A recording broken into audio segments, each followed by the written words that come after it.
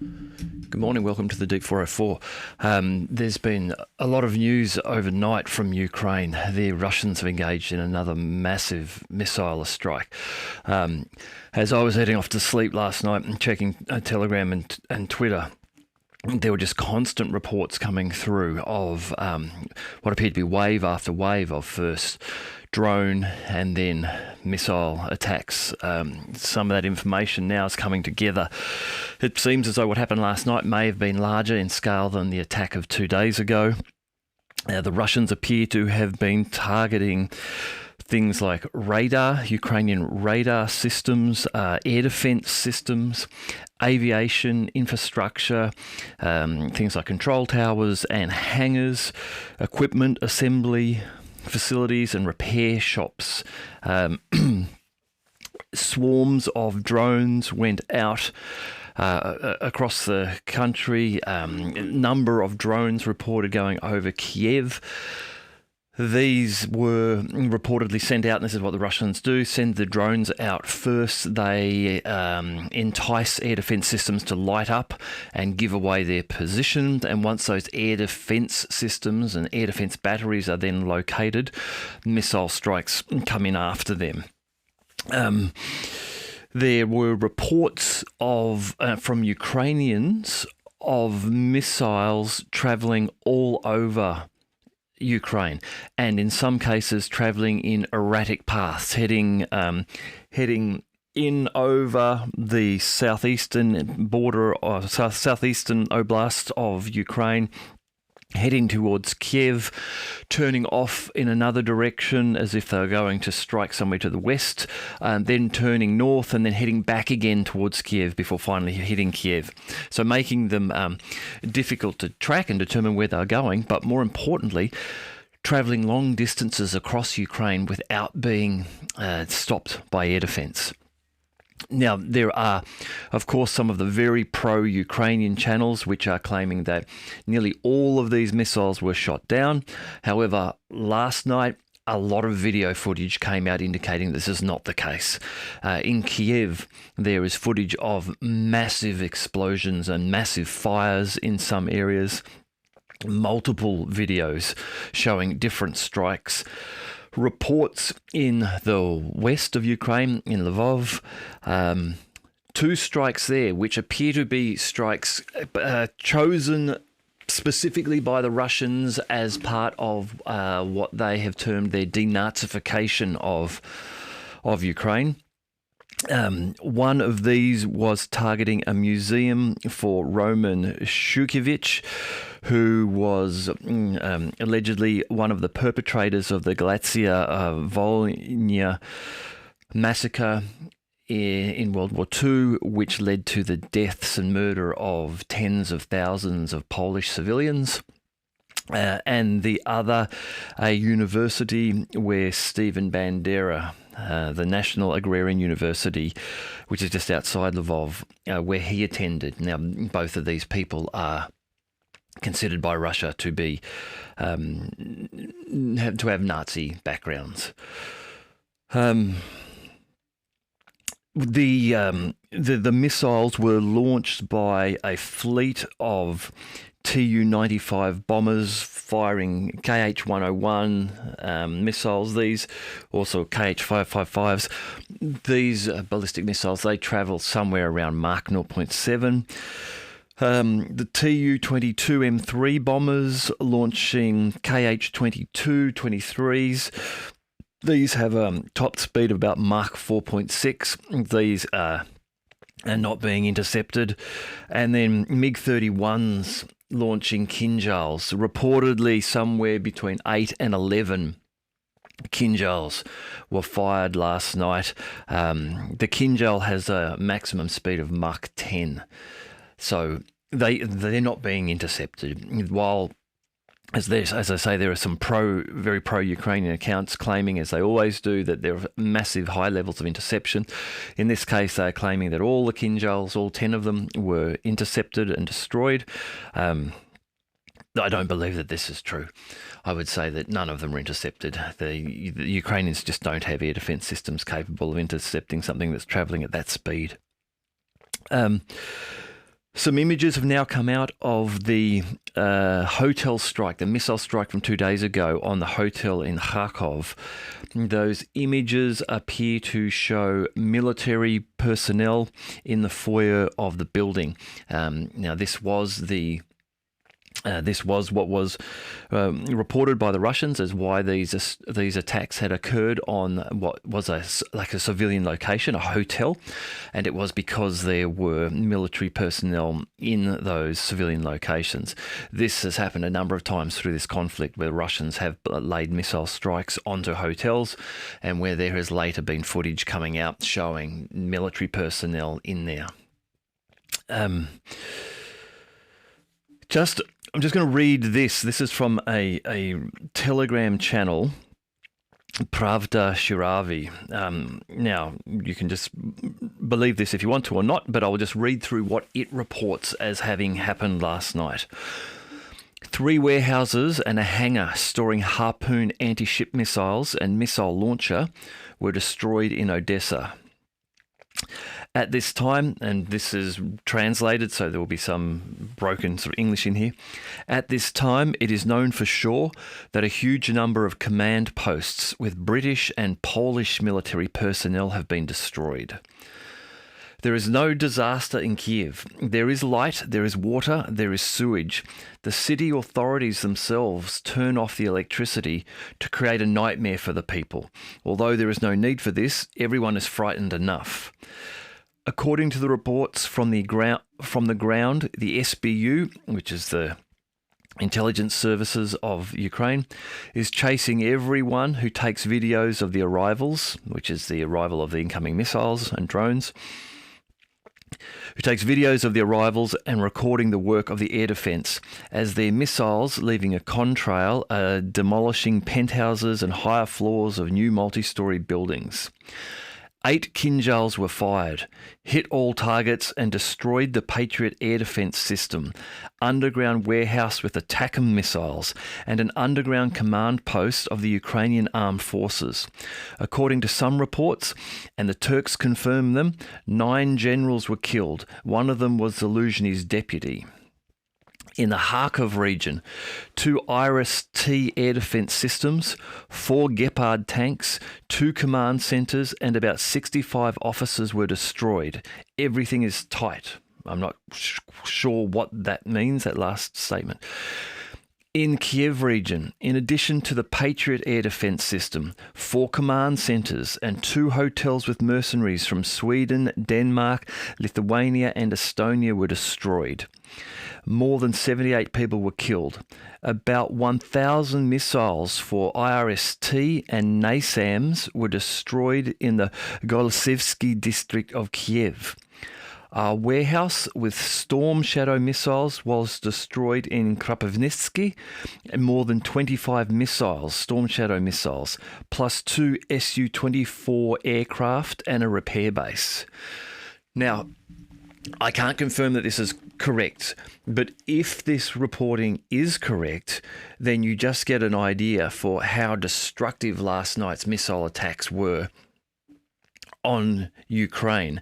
At least one, perhaps 2 Patriot air defence systems reportedly destroyed. Harpoon anti-ship missiles and missile launchers destroyed in Odessa. Multiple British, Polish military personnel destroyed in command posts. All Kinjals hit targets. 8 reportedly fired here. All hit targets and destroyed. Patriot air defence system, underground warehouse with ATACMS missiles, underground command posts. Apparently 9 Ukrainian generals killed, one of them being Zelensky's deputy. In Kharkov, 2 IRST air defence systems destroyed, 2 command centres destroyed, and perhaps 65 officers. In the Kyiv region, in addition to the Patriot air defence system, 4 command centres, 2 hotels with mercenaries from Sweden, Denmark, Lithuania and Estonia, and 1,000 missiles for IRST and NASAMS destroyed in Kyiv. And then finally, a warehouse with Storm Shadow missiles, more than 25 of these missiles, plus 2 Su-24 aircraft. 2 Su-24 aircraft and 25 Storm Shadow missiles is a major impact for Ukraine in their ability to try to reach out behind the front line and attack things, for example, like the Kursk bridge, that type of thing, which is a large target for the Ukrainians. The Su-24s are the aircraft that have been modified to carry the Storm Shadow missiles. These Storm Shadow missiles, it seems as though the British may have provided Ukraine with the domestic version, which is the longer range Storm Shadow missile. So if this is the case, then Ukraine may just have lost 25 of the long range Storm Shadow missiles, which will seriously inhibit any ability that they have now to use Storm Shadows in attacks on Russian positions. They may still have some available on the remaining Su-24 aircraft, as they are quite likely already loaded onto those remaining Su-24s. But again, losing two more Su-24 significantly decreases any chance or opportunity that Ukraine has of retaliating to these strikes with their own long-range missiles. So that's from last night. There's a similar sort of attack 2 nights ago. Russia still, the understanding is, has many missiles available. There are no reports of Russia losing any of its large bombers or its MiG-31 fighters, at least no credible ones, which means that they are capable of doing this again. So this leads, I guess, to the question of what is going to happen next and in the near future. Now, I did a quick look at the Ministry of Defense, the Russian Ministry of Defense, reporting from last night. I won't go through all of it, but just a quick summary that in the last 24 hours across the front line, Ukraine has lost another 22 artillery pieces. Now, a number of those are self-propelled pieces of equipment, which are vitally important because they're not static. They're able to shoot and scoot. And a number of them are Western pieces, M777s and things like that, that have now been lost. So if that reporting from the Ministry of Defence is correct, again, this is 22 in one day. If that keeps up in a week, we're starting to see near 140, 150 pieces lost in a week. Now, last week, 116 were reportedly destroyed for the Ukrainians. This, as I've said, is going to be pushing the Ukrainian artillery to a saturation failure point, where they will reach a point where they've lost so much equipment after these missile strikes, being unable to repair them, being unable to assemble them, being unable to coordinate the transport and delivery of them back to the front line, those remaining pieces that they do have, where they will just start to fail. And the number of them we see lost each week will increase as the Russian artillery just destroys all the Ukrainian artillery. So what does this lead us to? Look, Russia's got the capability to continue to do this for, I imagine, at some level, almost indefinitely with the rate of production they're now producing missiles. But another few nights of big missile attacks like this will completely damage Ukraine's ability to sustain any sort of offensive at the front. This will then put Russia into the position where they can either press for regime change and negotiation, perhaps with someone like former Prime Minister Yulia Tymoshenko, or they may then look to mount an offensive. Now, if they mount an offensive, as I've said before, the Russians are likely to look to push towards the Dnieper River, to push westwards towards the Dnieper. After what Dmitry Medvedev has said this week, that will include taking Kyiv and, of course, pushing up around the Black Sea ports of Mykolaiv and Odessa. Now, the Russians, I think, are prepared to do that. They have recently increased their military size again, and they are growing through volunteers at some incredible number of thousands and thousands of volunteers a day. So the Russians are capable to push westwards like that in an offensive if they choose to do so. However, I imagine that they may just increase the pressure and look to get to the point where Zelensky is overthrown. That's Ukrainian President Volodymyr Zelensky is overthrown, and someone who will take his place is someone who is willing to negotiate with the Russians and concede the eastern oblasts. I guess we'll see what happens there. Now, it hasn't just been in Ukraine where there has been interesting news from overnight. Last night in Beirut in Lebanon, a drone attack was carried out, which has resulted in the assassination, the killing of a top Hamas official, Saleh al-Arori. He was the deputy chief of the political bureau for Hamas in Beirut. Now, Beirut is the capital of Lebanon. This is not in Gaza or the West Bank or Israel. This is in Lebanon, which is north of Israel. There is some confusion around what has happened here.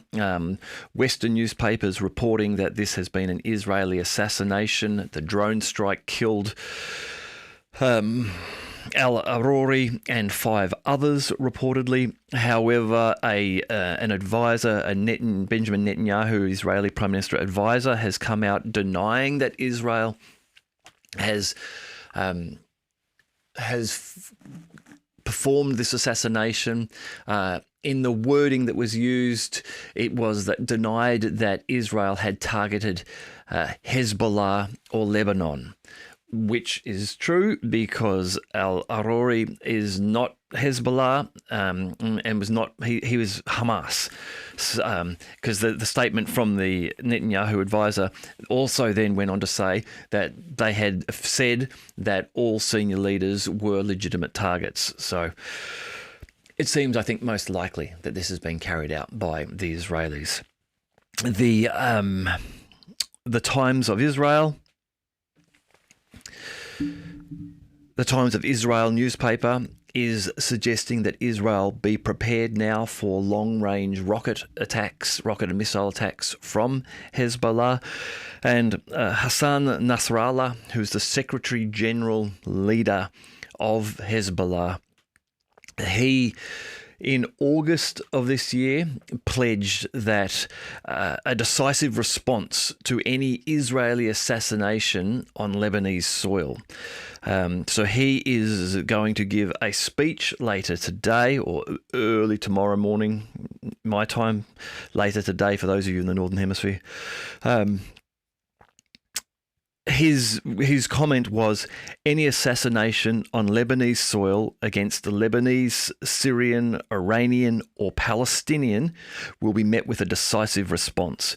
We will not tolerate this, and we will not allow Lebanon to become a new killing field for Israel. Now, there have been comments from Israeli politicians and military personnel that they will turn Beirut into a new Gaza if Hezbollah become involved in this conflict.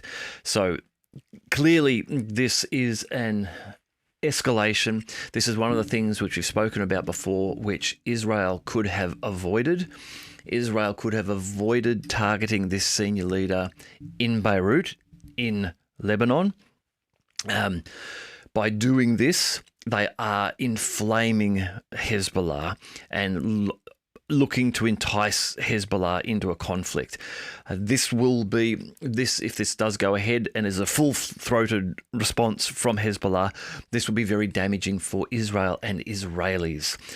It will cause the IDF to split its focus. They will be focused in 3 areas in Gaza and around the West Bank, where there is still skirmishes going on there, but then to the northern border with Hezbollah. Now, Hezbollah has reportedly 100 to 150,000 rockets and guided missiles, which can reach all of Israel. So Israel could expect to see a large rocket attack. This would then result in them attacking southern Lebanon.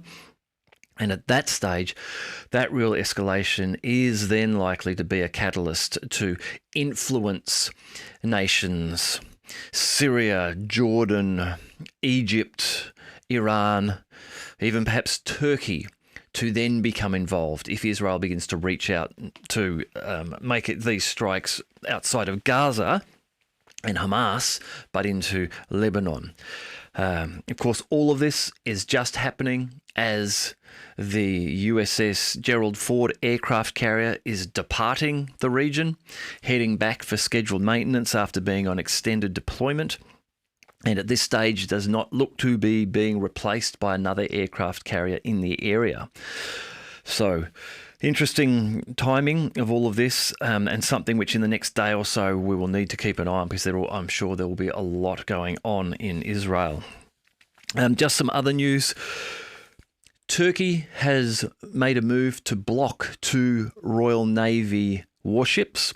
These 2 ships are mine-clearing ships, mine-destroying ships. These had been gifted by the UK to Ukraine to assist in clearing the sea lines along the coast of Odessa from sea mines. Turkey has halted them. It has classified Russia's special military operation against Ukraine as a war, and then in accordance with Article 19 of the Montreux Convention regarding the regime of the straits, so these are the Dardanelles and the Bosphorus, they have closed these straits to warships. Turkey has implemented the Montreux Convention since 1936, and for this reason, no use of the Bosphorus and Dardanelles Straits can be used by belligerents in warfare if Turkey chooses to enact this. This is what they've done here. Remember that Turkey is a NATO member, so is the UK. Turkey is in an interesting position given its geographic location to Russia and its control of entry to the Black Sea. Turkey is split in its allegiances and tries to keep friends with both sides. As I talked about yesterday in one of the videos I did, Turkey was dropped out of the F-35 program, which it was a partner in originally up until 2019 with the United States in the production, and then would have been the ongoing maintenance of F-35s, because they chose to purchase from Russia an S-400 air defense system. So keeping Russia happy by choosing and purchasing the best of the air defense system, keeping the Americans happy by choosing the best in the F-35s that they have to offer. So Turkey in an interesting position there. One last thing then, just to do with Europe before I sign off for today. Germany, the Bild newspaper is suggesting that Olaf Scholz's days may be numbered as German Chancellor, and that he may be forced to step down in early 2024. His approval ratings are falling through the floor.